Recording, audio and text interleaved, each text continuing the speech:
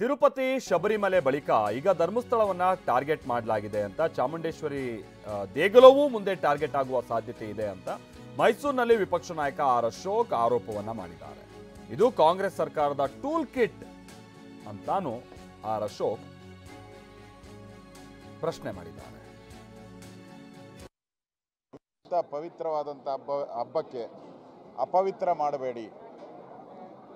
ಇನ್ನಾದರೂ ತಾಯಿ ಚಾಮುಂಡೇಶ್ವರಿ ಅವ್ರಿಗೆ ಒಂದು ಸ್ವಲ್ಪ ಮಾರ್ಗದರ್ಶನ ಮಾಡಲಿ. ಈ ಶ್ರದ್ಧಾ ಕೇಂದ್ರಗಳು ಹಾಗೆ ಉಳಿಬೇಕು ಅನ್ನೋ ಒಂದು ಉದ್ದೇಶದಿಂದ ನಾನು ಬಂದಿದ್ದೀನಿ. ಇವತ್ತು ಚಾಮುಂಡೇಶ್ವರಿ ದೇವಸ್ಥಾನ ಏನಿದೆ, ಕಾಂಗ್ರೆಸ್ ಸರ್ಕಾರ ಇದು ಹಿಂದೂಗಳ ದೇವಸ್ಥಾನ ಅಲ್ಲ ಅಂತ ಹೇಳಿದ್ದಾರೆ.